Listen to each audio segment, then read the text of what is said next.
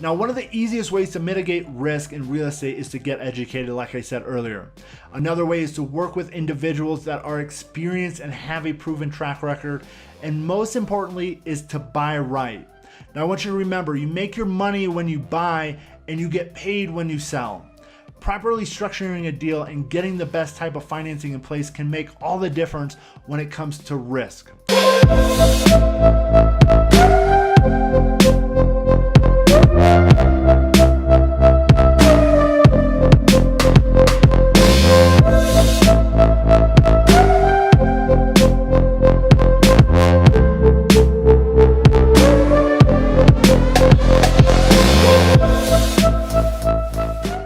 You may have heard that investing involves risk, but what does that really mean? Well, in finance, risk refers to the degree of uncertainty and or potential financial losses inherent in an investment decision. Now, using that definition, we could say that we can decrease risk by decreasing uncertainty, essentially making the unknown known. And that is what I want to share with you today, so keep listening. To start this conversation off, let's identify some areas of risk inside of real estate investing. To start off with, there is no deal if you don't have a property to analyze. So we first have to discuss the marketing and sales aspect of real estate. If you're the one spending your time finding the deals, there's very little financial risk other than the opportunity cost of your time. Now, if you don't find a deal or a person to talk to, the only loss is your time. The impact of this is minimal in the grand scheme of things, as you will be learning as you go, so there's a benefit of doing this. If you are spending money on marketing and sales, however, then there is a risk. That risk is how much it takes to get one deal under contract and closed. Now, in order to calculate the financial risk here, you're gonna need to know your ratios, and this is extremely important. This includes how many calls does it take to get a motivated seller appointment, and then how many motivated seller appointments does it take to get a deal, and then how much do you make on that deal. This is why I highly suggest starting off doing this yourself with your time so you can get a baseline and use the proceeds from the businesses to pay for your growth instead of an outside capital source such as your job or another business or somebody else, right? Learn with your time. Okay, don't go out there and spend a whole bunch of money because it's going to get very expensive, and I see it happen all the time. Now, once you have an understanding of the process and you're starting to get deals under contract, new risks come into play. These risks include risk to your reputation for non-performance if you can't actually close the deal. Now, you may not see that, but that is a real risk because there's people out there that get properties under contract and then they never perform on them, and then they get a reputation where nobody wants to do business with them, and that's not what we want to have happen to you. So just understand that. There is financial risk of how the contract was written. Now, there might be aspects of the contract that require you to put down earnest money, which may not be non-refundable. If the contract isn't written in a way that provides an out, the seller may be able to sue you for specific performance, which essentially says you have to close, right? You said you were going to do X, you haven't done X, now I'm going to sue you and make you do X. Now, having a contract that you understand and has the flexibility to do what you need to do is crucial, so make sure you understand this aspect. And remember, you're working with homeowners that probably don't understand a whole lot about this stuff. So no matter what the contract says, no matter what the seller agrees to on paper, they're going to assume that you're going to close and you're going to buy their house unless stated otherwise. So make sure you can perform on this, because a reputation of backing out of deals or renegotiating at the last minute is not going to fit your reputation. It's not going to empower you to grow your business, because people will know you. This is a very small community, real estate investing, and I tell you, I know the people in our communities that back out. I know the people that do shady stuff, and you don't want to be one of those people. So no matter what the contract says, obviously you want to make sure it aligns with what the intention of the agreement is, but that person that you're making that agreement with isn't as savvy as us, isn't as savvy as you probably. They're probably just taking your word that you're going to buy it. So make sure you can follow through and solve their problem. Now, there are simple ways to mitigate these risks, which include getting educated before you start the process. Now, we have a fantastic education with live support calls 6 days a week, so you can reach out if you want to learn more. Now, another way of mitigating these types of risks is to work with somebody that has done this before. It is important to know the reputation and skill set of these people, however, that you're going to be working with, because you want them to be able to perform and complete the work with integrity.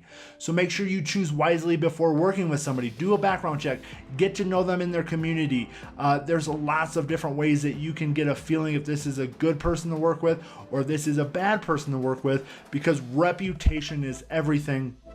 And if you bring them into close and they don't, or they can't perform, or they use bad ethics, right? We don't want anything to do with that. Your reputation is everything in this. There's also lots of great investors out there, and there's a lot of people that don't follow the ethics and the rules. So choose wisely. And if you want to learn more about how you can work with us directly, reach out to me and let's have that conversation.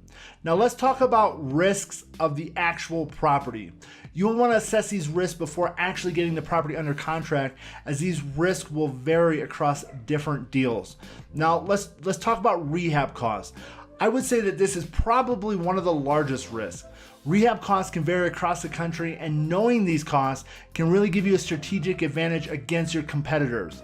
Now, rehab risks include unknown costs such as a sewer line being broke, finding mold behind a wall, having previous work performed incorrectly after you open a wall up, or something similar.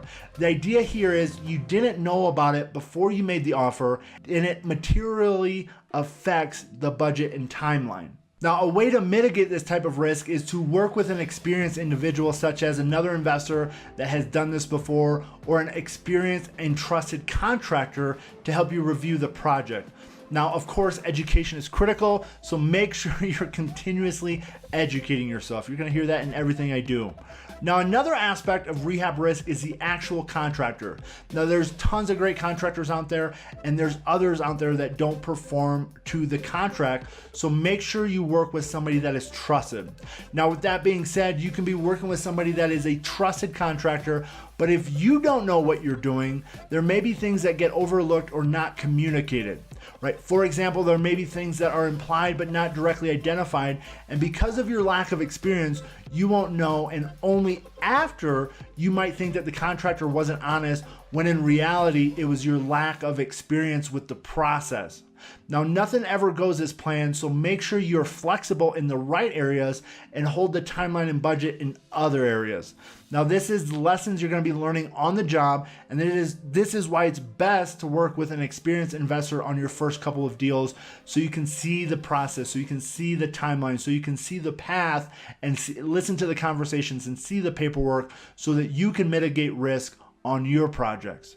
Now, another risk is ARV risk. And what I mean by that is this risk pertains to the value of a property after you rehab it. Now, in some areas where there are cookie cutter properties and the entire area has the same properties, this risk is mitigated because it's easier to comp. In other areas with custom homes and homes with varying sizes and finishes and styles, it's much harder to comp.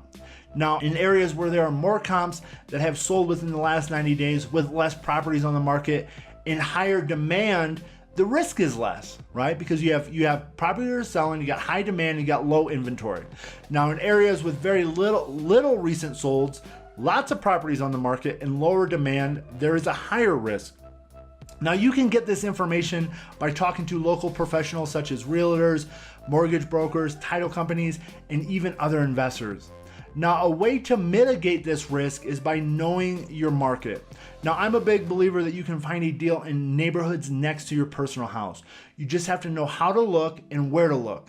Now, investing in your local area mitigates the risk because you're more aware of what is actually going on, and you can visit the actual properties. Now, one of my favorite ways to mitigate risk is to become an expert at what has sold. And this is very simple and it's a lot of fun. You can involve your friends and family in. Now, this is as easy as going to Redfin or Zillow and looking at all the sold properties within the last 90 days of your in your target area. Now, you may need to widen it up if there's not a lot of solds, or you may need to bring it down to 45 days or something less if there's a lot of solds. Now, what you're going to do is you're going to drive by these properties and get a sense of the location, the finish level of the rehab, external factors such as distressed neighbors. Maybe there's a highway in the backyard. Make notes on what level of finish and landscaping and anything else that could have an impact on price. Now, for example, you could have two of the same homes with similar finishes, but one is on a quiet cul-de-sac and is right next to a walking path that everybody loves. Now, this could increase value, while the other house is on a corner lot at the entrance of the neighborhood and has a neighbor with tall grass and cars filling the backyard with loud dogs, right? Now, this could potentially decrease the value of the house. Knowing these factors and why the same house had different prices will help you determine the ARV of your subject property when you actually find it. Let's talk about capital and financing risk. Now, there's a lot of different types of financing and each type has a risk that goes with it. Hard money is typically more expensive and has a shorter duration. The risk that comes with this is your interest rate risk and timeline risk. If you can't get the project sold in that timeline, you're typically going to incur larger costs to renew and continued costs for the carrying costs such as interest. Now, after a certain point, the hard money lender may foreclose on the property if you can't sell it. Now, a way to mitigate this risk is to get a lower interest rate with a longer time frame. My favorite way to do this strategy is called subject to financing. Now, it's a type of seller financing that leaves a residential mortgage in place and allows you to make the payments on it while having ownership interest in the property. Now, the low interest rate and long-term financing allows you more time to complete the project, and it also opens up multiple exit strategies in case your initial strategy doesn't work out as you thought. Now, another way to mitigate this risk is to have an equity partner instead of debt. This allows you to not have to continuously make mortgage payments. Now, if you choose this type of financing, make sure you're adhering to all the rules and regulations around raising equity capital. Now, investment strategy risks. These risks are associated with each type of strategy you choose. For example, a risk no one ever was expecting in the rental market was the eviction moratorium. There are landlords out there that have mortgages on their rentals and have tenants not paying rent but can't evict them. The landlord now has to make payments on the mortgage but doesn't have cash flow coming in to actually make it. Risk in the rental market includes tenants not paying rent, tenants trashing your home, rental demand going down. Now, these risks can be mitigated by performing an effective tenant screening, making sure that they have a history of making payments and maintaining the home, and that they have a job that is in high demand. Now, when you're doing this, you want to make sure that you're following all the laws because you don't want to discriminate either. So make sure you have a good property manager that knows how to do this effectively. Now, risk in the fix and flip market include much of the stuff we already talked about, such as rehab costs, ARV calculations, and financing risk. Risk in the short-term rental market include demand for short-term rentals decreasing, a large influx of other short-term rentals on the market, which would drive down prices, the HOA no longer allowing you to use the property as a short-term rental, being banned from the short-term rental marketplace such as VRBO, Airbnb, and I will tell you, it happens. I've known somebody that had a neighbor that had somebody living in a car in their front yard, in the neighbor's front yard, and that person got banned from Airbnb. So these are just a couple, but understand the risk inside of that. Now, outside risk factors. These type of risks include overall economic risk factors, legislative risk, and liquidity risks. Now, these are risks that come with the overall economic factors of the entire country, and then there's ones that pertain specifically to your region, county, town. Now, this could include a major employer going out of business, which would only affect the local area, or having interest rates rise, which would affect the entire country. Now, legislative risk includes things such as rezoning or changing laws. For example, if you were a wholesaler in Illinois, you would have been affected by the law they passed that said you must have your real estate license to wholesale more than one property a year. Another example of this would be cities banning short-term rentals. So understand this, okay, before you jump into something, because this, if you're doing short-term rentals or you're doing long-term strategies, this could decimate your business plan. So understand where you're doing it, understand if they're friendly towards your investing strategy, and just get that sense of it. Now, liquidity risk pertains to how fast you can sell your property. Now, this can be affected by many factors such as how easy capital is accessible, and all factors pertaining to supply and demand of a property or a strategy in your area. Now, one of the easiest ways to mitigate risk in real estate is to get educated, like I said earlier. Another way is to work with individuals that are experienced and have a proven track record. And most importantly is to buy right. Now, I want you to remember, you make your money when you buy and you get paid when you sell. Properly structuring a deal and getting the best type of financing in place can make all the difference when it comes to risk. So I hope this shines some light on the different areas of risk inside of real estate and how you can help mitigate them. If you have any questions or want to learn how you can work with us directly on a daily basis, 6 days a week, live meetings, anything you can think of, we can help you with. Reach out to me on my website, social media, hit me up on Facebook Messenger, anything, we're here to support you. And I want you to remember, you're only one deal away from whatever you want in this life. So let's get after it. Bye, gang.